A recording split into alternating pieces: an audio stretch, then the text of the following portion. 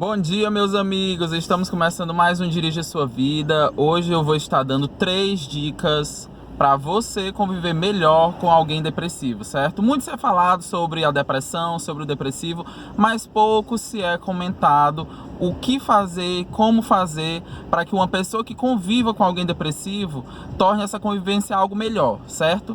Então, o primeiro passo é a pesquisa. Você tem que pesquisar sobre a depressão, ver vídeos, ir atrás de profissionais da área de saúde mental, enfim, se informar, pesquisar. Porque quando você se informa, quando você obtém conhecimento sobre alguma coisa, aquele assunto em si se torna mais fácil, certo? A compreensão do próximo se torna mais fácil. A compreensão da doença em si, como um todo, ela facilita a convivência com a pessoa que é acometido pela depressão, certo?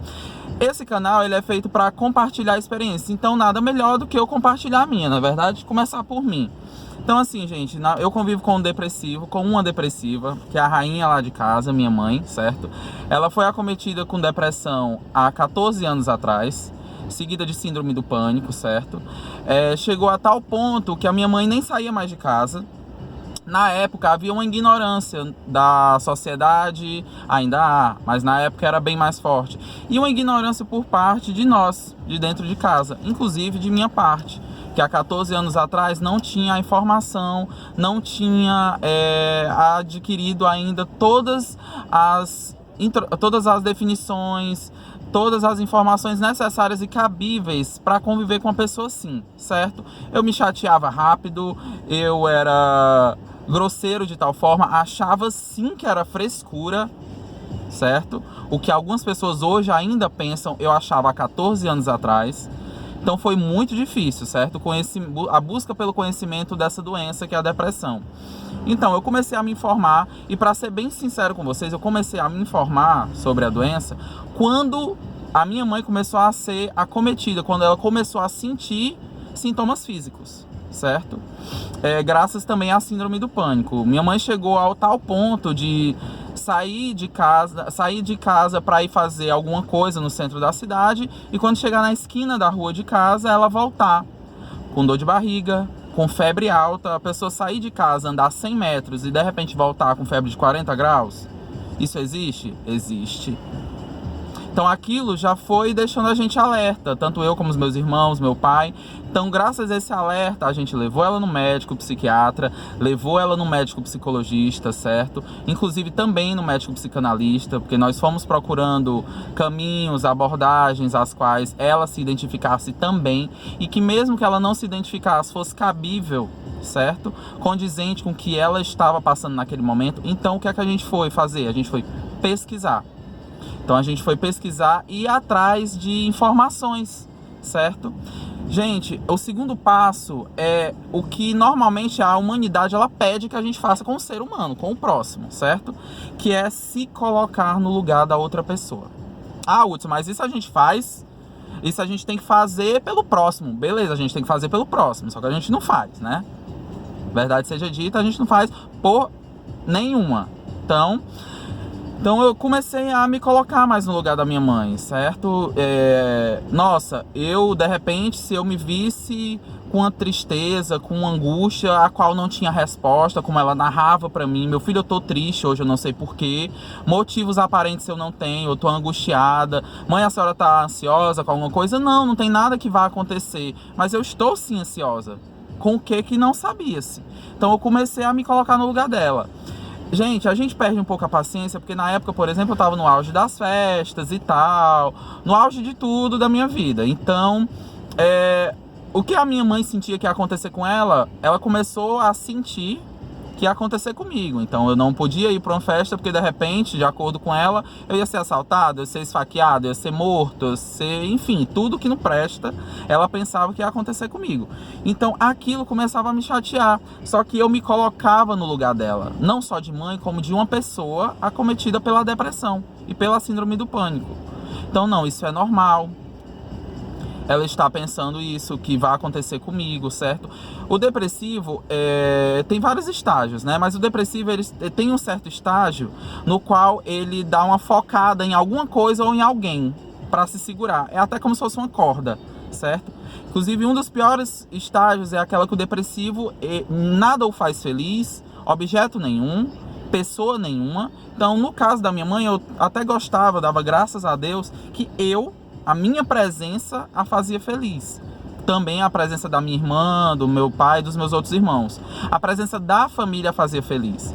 Então, eu me colocava no lugar dela, certo? Não, eu vou ficar em casa, eu entendo, aos poucos isso vai melhorar. Ia com ela também no psicólogo, para ele me falar o que é que estava acontecendo, o que era que eu deveria fazer. Então, o segundo passo é se colocar no lugar do depressivo, certo? Hudson, tudo que tu tá falando aí é bom pro depressivo. Não, gato, é bom para ambas as partes. Você vai conviver muito melhor com essa pessoa, buscando a pesquisa, a informação e se colocando no lugar dela. E o terceiro passo é imprescindível. Gente, o terceiro passo é você interagir, literalmente. Trazer essa pessoa para a sua vida diária, sua vida cotidiana. O que é que eu fiz com a minha mãe? Minha mãe voltou a trabalhar, graças a mim, certo? Eu coloquei ela num afazer particular, que fui comprando peças de roupa para ela e vendendo, até chegar ao estágio de montar um box para ela, certo? Uma lojinha pequena e tal, a qual ela tem até hoje e trabalha nela. E o segundo passo foi trazer ela para uma coisa que eu gosto muito, inclusive eu acabei de vir agora da academia com ela, certo? Então, eu matriculei minha mãe na academia, ela não queria ir, fiz um certo draminha e acabou que ela foi. E nunca mais abandonou. Desde então, minha mãe pratica academia há anos, certo? Então, eu trouxe ela um pouco para o meu cotidiano, para o que eu vivia. E ela foi gostando, se adaptando e gostando. Então, eu interagi com ela. Minha irmã também vai para academia com ela. Então, eu não só... Hudson, mas eu tenho que obrigar a pessoa depressiva a conviver, a fazer o que eu gosto, o que eu quero, não. Tudo são tentativas. Gente, tudo são tentativas. Tenta trazer ela para o teu cotidiano. Se você não conseguir, tenta participar um pouco do cotidiano dela. Se você também não conseguir, tenta unir os dois cotidianos. Se você também não conseguir, existem vários outros caminhos. Vá fazer uma coisa nova. Vá fazer uma viagem. Se não tem dinheiro para viagem, tá certo. Vai correr, vai num parque, vai fazer um piquenique, vai fazer alguma coisa, vai interagir. Cara, até ficar na tua casa vendo um filme do ladinho da pessoa, estou falando dela porque no caso foi do lado da minha mãe, mas vendo um filme, uma novela do lado da pessoa, comentar sobre a novela, interagir, compreendam, interação. Não existe algo fixo, você tem que fazer uma academia, você tem que ir correr com a pessoa, você tem que fazer um exercício físico, é bom? Mas não é isso, não tem uma regra, a interação não tem regras, certo? Você interage como você achar melhor no seu cotidiano, no seu dia a dia. Chega do trabalho, vai perguntar como é que foi o dia dela, da pessoa, como é que ela tá. Então, tudo isso, certo? Vai acarretar coisas boas para ambas as partes. Porque para mim e para várias pessoas que convivem com o depressivo, é estressante sim. Às vezes se torna triste a convivência da outra pessoa também, que não tem depressão, mas se vê triste diante do quadro da outra pessoa, né? Então, gente, esses 3 passos, inclusive, eu costumo dizer que não são fáceis, porque não são. Eu não vou ser hipócrita. Minha mãe tem depressão há 14 anos, síndrome do pânico, é acompanhada por um psiquiatra, é acompanhada por um psicólogo, é acompanhada em relação a medicamentos, ela toma medicamentos, certo? Mas aí eu dizer que são fáceis, esses 3 passos não são, mas são cruciais para você começar a ter uma boa convivência com o depressivo, tá ok? Então, gente, muito obrigado, um bom domingo para vocês, e olha, não esqueçam, conviver com uma pessoa depressiva é difícil para você que está convivendo, mas é mais difícil ainda para ela, que tem todos os sintomas, que sente aquilo na mente, no corpo, na alma.